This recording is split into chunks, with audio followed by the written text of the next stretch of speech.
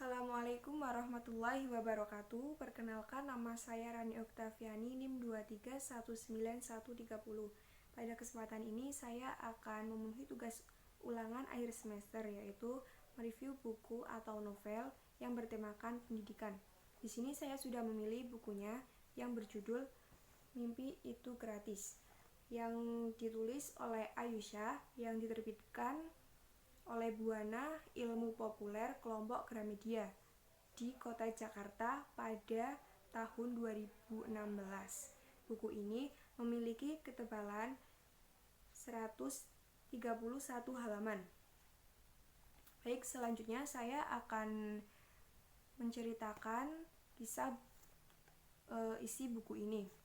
Buku ini menceritakan tentang kisah yang dialami penulis ketika melakukan tugasnya, yaitu mengajar anak-anak di belahan Indonesia Timur selama 9 bulan. Penulis mengisahkan dengan runtun dan apik bagaimana dirinya mengajar anak di SD kecil yang disebut dengan SD Alang-Alang. Pengenalan diri dari masing-masing anak-anak tersebut dituangkan penulis dengan cara mengurai diri masing-masing anak-anak tersebut sebagai subjudul dalam setiap bab pada buku ini. Penulis juga mengisahkan bagaimana anak-anak di desa tersebut berusaha belajar dengan berbagai keterbatasan yang mereka miliki, dengan semangat yang membara yang patut diacungi jempol, dengan keyakinan untuk berani bermimpi meski mereka tahu sendiri mimpi itu mungkin susah untuk dicapai. Disinilah penulis yang selaku ibu guru menuangkan kata-kata indahnya bahwa tidak ada mimpi yang kadaluarsa. Jika kita terus mempercayainya, memeliharanya, dan tak lupa mewujudkannya. Baik, selanjutnya saya akan menceritakan penokohan dalam buku ini.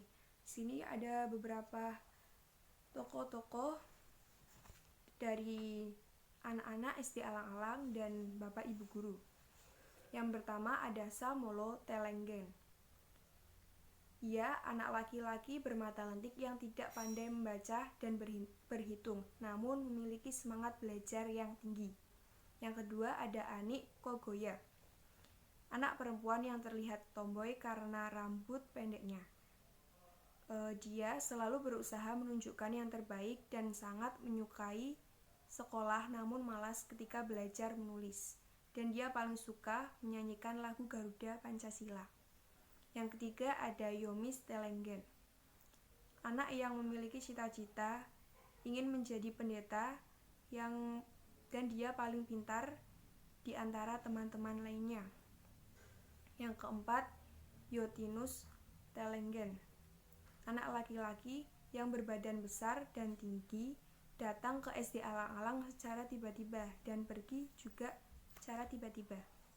Kemudian ada Dahlia Telenggen, anak perempuan yang makannya paling banyak, dan dia merupakan anak yang paling rajin.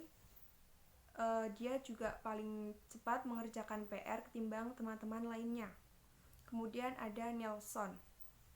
Nelson ini mempunyai cita-cita menjadi kabak keuangan. Selanjutnya ada Desi, anak perempuan yang ingin bisa datang ke Bali. Desi selalu mencuri waktu untuk bisa datang ke sekolah karena banyak pekerjaan yang harus dia selesaikan di ladang. Kemudian ada Yun Dion, anak laki-laki yang memiliki suara merdu dan paling suka dengan makan biskuit dengan tulisan mengandung 17 vitamin dan 16 mineral. Kemudian ada Ibu Ayu. Ibu guru yang sekaligus penulis novel ini merupakan sosok yang memiliki semangat begitu tinggi tanpa rasa putus asa. Tanpa ada kata menyerah ketika mengajari anak-anak di SD Alang-Alang tersebut selama 9 bulan. Kemudian yang terakhir ada Pak Heri, seorang guru bantu di desa Alang-Alang, juga memiliki semangat tinggi seperti halnya ibu guru. Selanjutnya, alur dalam buku ini Alur yang digunakan yaitu alur campuran, karena di awal cerita penulis sudah mengenalkan masing-masing anak didiknya di desa Alang-Alang. Setelah itu barulah diceritakan kisah penulis melaksanakan tugasnya menjadi guru di SD Alang-Alang tersebut dari awal sampai akhir. Kemudian latar yang diambil dalam buku ini yaitu di desa Alang-Alang, di SD Alang-Alang. Selanjutnya, alur dari cerita ini yaitu digunakan alur campuran, karena di awal cerita penulis sudah mengenalkan masing-masing anak didiknya di desa Alang-Alang. Setelah itu barulah diceritakan kisah penulis melaksanakan tugasnya menjadi guru di SD Alang-Alang tersebut dari awal sampai akhir. Kemudian latar dari cerita dalam buku ini yaitu di SD kecil di belahan timur Indonesia, yaitu SD Alang-Alang. Kemudian gaya bahasa yang dipakai dalam buku ini yaitu penulis begitu menarik menggunakan bahasanya dengan merangkai kata-kata yang benar dan mampu menggugah hati ketika membaca buku ini. Kemudian ada amanat. Amanat yang terkandung dalam buku ini adalah janganlah pernah berhenti bermimpi karena tidak ada mimpi yang kadaluarsa. Baik, selanjutnya kelebihan dan kekurangan dari buku ini yaitu buku ini tuh mengajarkan tentang kesederhanaan, kepolosan, dan kebijaksanaan. Terus buku ini juga mengajarkan tentang sebuah mimpi di masa depan.